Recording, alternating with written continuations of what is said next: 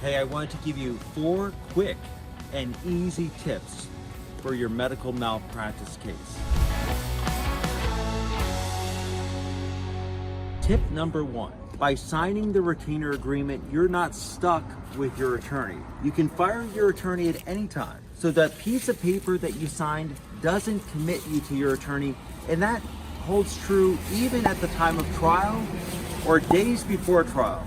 You can fire your attorney at any time for any reason. That's tip number 1. Tip number 2, you can always get your complete case file. That's everything that's in your file. All you have to do is ask your attorney, I want my complete file. And your attorney will give it to you in paper format, electronic format, the format of your choice. So if you want to see what work is my attorney doing, then simply ask for your file. That's really important. Tip number 3, your attorney should never, ever ask you for money to pay the expenses of your case.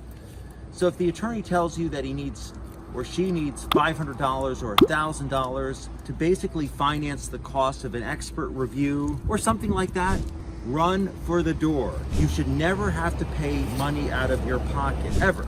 Tip number 4, your attorney, legally and ethically, can be responsible for all of the expenses of the case, and you do not have to pay a dime, but that should always be in writing. In your retainer agreement, that's the contract that you sign, it should always state that in the event that there is no recovery of money, that you, the client, will not be responsible for any of the expenses. If that's not in writing, your attorney can come back to you and say, hey, we lost the case, but you still owe the expenses of the lawsuit.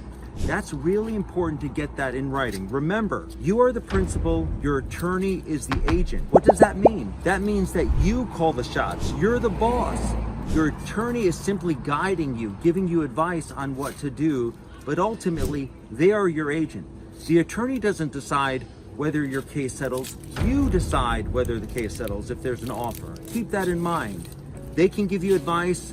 You make every important decision of the lawsuit.